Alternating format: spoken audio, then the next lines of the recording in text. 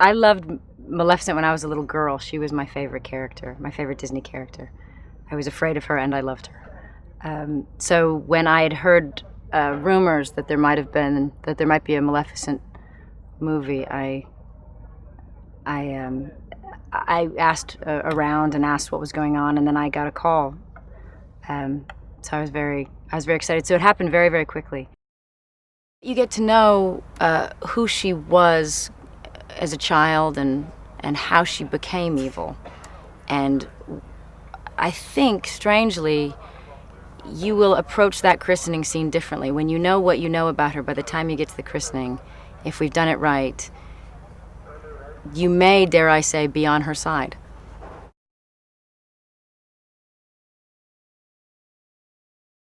She's slightly insane, extremely vibrant, a little wicked, has a big sense of humor. So she's quite full on. You know, it's one of those characters that for me, you couldn't half do it. Once the horns go on, you start to, mind you, the first few days you knock your head on everything and you feel very silly and very awkward. And then, but when it all comes together, especially the christening, where you suddenly, you can't believe, I feel so lucky I get to play her. You know, she's fun. Diaval is a bird who she turns into a man because she needs someone to fly for her at a certain point.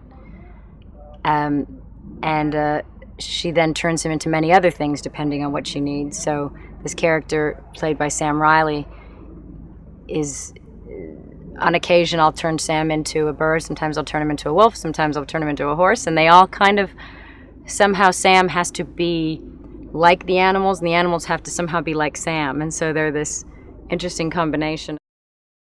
She's a very innocent youth. She's that kind of person that I think you see a lot of young people today where they're very passionate about, environmental causes or the world or politics, and she has that they'll identify with, and then she gets beaten down and she fights back, and then she becomes quite dark and loses her humanity completely, and then has to find it again. So I think for me the journey of playing her has been much heavier, much more emotional, and much more difficult an experience than I expected.